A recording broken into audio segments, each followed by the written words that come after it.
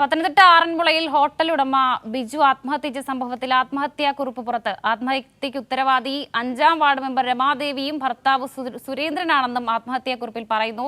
ഇന്ന് രാവിലെയാണ് ബിജുവിനെ തൂങ്ങി മരിച്ച നിലയിൽ കണ്ടെത്തിയത്. സുജു ടി ബാബു ഉണ്ട് വിവരങ്ങൾ നൽകാൻ. സുജു, വളരെ പ്രധാനപ്പെട്ട ഒരു വാർത്തയാണ്. എന്താണ് ഈ ആത്മഹത്യാക്കുറിപ്പിൽ പറയുന്ന കാര്യങ്ങൾ?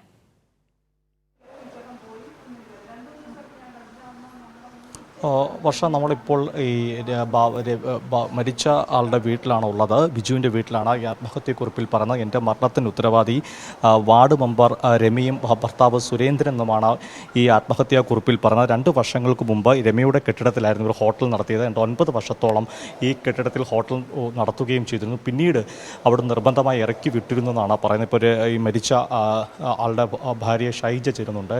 അമ്മ, ഇങ്ങനെ ഒരു ആത്മഹത്യക്കുറിപ്പിൽ ഇത്തരം പരാമർശങ്ങളുമായിട്ടാണ് ഇപ്പോൾ പോലീസിൽ നിന്ന് ഉൾപ്പെടെ വിവരം ലഭിക്കുന്നത്. ഇക്കാര്യം അറിഞ്ഞിരുന്നു? ഇല്ല, ഞാനിപ്പം നിങ്ങളൊക്കെ പറയുമ്പോഴാണ് ഞാൻ അറിയുന്നത് ഇങ്ങനൊരു കത്തുണ്ടെന്ന് പോലും. ഇതിലെന്തുവാ എഴുതിയേക്കുന്നതെന്നോ ഒന്നും ഞാൻ അറിഞ്ഞില്ല. അപ്പോൾ ഇന്ന് രാവിലെ അവിടെ എന്തെങ്കിലും വിഷയം ഉണ്ടായോ ഇല്ലയോ ഒന്നും എനിക്കറിയത്തില്ല. നേരത്തെ ഇവരുമായിട്ട് വിഷയം ഉണ്ടായിരുന്നു. അവരുടെ കടയിലായിരുന്നു കച്ചവടം ചെയ്തുകൊണ്ടിരുന്നത്. അവർ പെട്ടെന്ന് ഞങ്ങളെ കട ഒഴിപ്പിച്ച് ഇറക്കി വിടുമായിരുന്നു. അത് കഴിഞ്ഞ് ഞങ്ങൾ അപ്പുറത്ത് ഷെഡ് വെച്ചപ്പോഴും അവർ നേരത്തെ അറിഞ്ഞായിരുന്നെങ്കിൽ അവിടെ സമ്മതിപ്പിക്കത്തില്ലായിരുന്നു പറഞ്ഞു. ആ ഷെഡ് വെച്ചതിന് ശേഷം ഒരുപാട് വിഷയങ്ങളുണ്ടാക്കി. ഇപ്പോഴും അതിന് കെട്ടിട നമ്പറോ ഒന്നും കിട്ടിയിട്ടില്ല. കറണ്ട് എടുക്കാൻ സമ്മതിച്ചില്ല. 7A പ്രകാരം കറണ്ട് എടുക്കാമെന്ന് പറഞ്ഞപ്പോൾ അതിനും വിഷയം ഉണ്ടാക്കി. കറണ്ട് ഇല്ലാതായി ഇപ്പോൾ അത് പ്രവർത്തിച്ചുകൊണ്ടിരിക്കുന്നത്. നിർബന്ധപൂർവ്വമാണോ രമേക്കോ? നിർബന്ധപൂർവ്വം ഒഴിപ്പിച്ചത്. എന്തെങ്കിലും പൈസ കൊടുക്കാണ്ടായിരുന്നോ? ഒന്നുമില്ല, ഒരു സാമ്പത്തിക ബാധ്യതയേ ഇല്ലായിരുന്നു. ആദ്യം വെള്ളം കട്ട് ചെയ്ത്, പിന്നെ പെട്ടെന്ന് വന്ന് കട ഒഴിയണമെന്ന് പറഞ്ഞ് 4 ദിവസം കൊണ്ട് കട ഒഴിയണമെന്ന് പറഞ്ഞ് 4 ദിവസം കൊണ്ട് പറ്റത്തില്ല, 1 മാസത്തെ സാവകാശം വേണമെന്ന് പറഞ്ഞ് വരാൻ കാര്യമായിട്ട് 1 മാസം അതിൽ നിന്ന് ആ 1 മാസം തികയുന്ന ദിവസം തന്നെ പുള്ളിക്കാരി പൂർണ്ണമായിട്ട് ഞങ്ങളെ ഒഴിപ്പിക്കുമായിരുന്നു അവിടുന്ന്. നാട്ടിൽ നിന്ന് ഓടിക്കുമെന്ന് പറഞ്ഞു. ഈ നാട്ടിൽ നിന്ന് തന്നെ ഓടിക്കും. ഈ നാട്ടിൽ വാഴിക്കത്തില്ല. 6 മാസം പോലും മറ്റേ പുതിയ കട വെച്ചതിനകത്ത് കച്ചവടം ചെയ്യാൻ സമ്മതിക്കത്തില്ലെന്ന് അന്ന് പറഞ്ഞായിരുന്നു.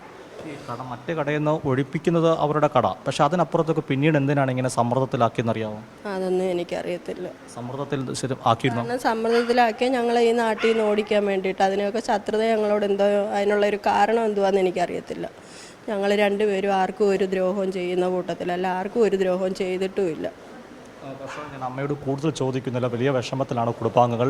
ഈ സംഭവം ഇങ്ങനെയാണ്. ഈ 2 വർഷം മുമ്പാണ് ഈ കോൺഗ്രസ് പഞ്ചായത്ത് അംഗമായിരിക്കുന്ന രമയുടെ കടയിലായിരുന്നു ഇവർ ഹോട്ടൽ നടത്തിയിരുന്നത്. പിന്നീട് ആ കട ഇപ്പോൾ ഈ ഷൈജ, മരിച്ചയാളുടെ ഭാര്യ ഷൈജ പറഞ്ഞ പോലെ തന്നെ ഈ കടയിൽ ഹോട്ടൽ നടത്തുകയും പിന്നീട് ഇതിൽ നിന്ന് മാറിയ ഒരു സാഹചര്യമാണ്. ഇപ്പോൾ പ്രദേശത്തെ ആളുകൾ കൂടെ ചേരുകയാണ്.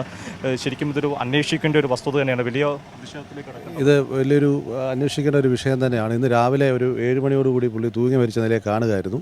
അപ്പോൾ അതിനകത്തിൽ CIDയിൽ ഇതുമായിട്ട് ബന്ധപ്പെട്ട് അദ്ദേഹത്തിൻ്റെ ആത്മഹത്യാക്കുറിപ്പ്, സൂയിസൈഡ് നോട്ടുണ്ടെന്ന് പറയപ്പെടുന്നു. അത് ഞങ്ങൾ സംസാരിച്ചപ്പോൾ അതുകൊണ്ട് അന്വേഷണം വ്യക്തമായിട്ട് നടക്കുമെന്നാണ് പറയുന്നത്. അതിനകത്തിലെ പേരുകളൊക്കെ വന്നിട്ടുണ്ട്.